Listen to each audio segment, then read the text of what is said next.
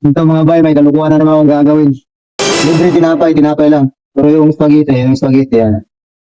Bayad ko po, bayaran ko sa kanila. Libre tinapay yan. Saan galing yan? Dali, basta ni! Libre tinapay, yun o. Pilisan mo, wala kang makukuha yan mo, yun o. Hindi.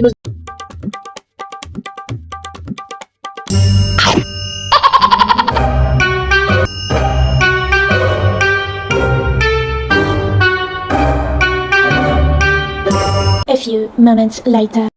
Ano mga bayo, sisingilin ko na siya sa mga tinapay na may spaghetti. Libre tinapay lang kasi yun eh.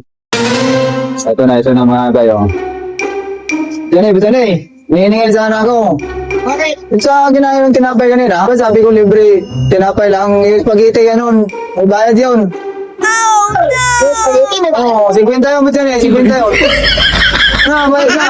Ayun sila ako, siningil ko na nga eh. Kala ko, libre naman yan. Gising-gising mo pa ako, natutulog ako. Siningil mo nga sila, nagbayad na sila. Bayad ka na.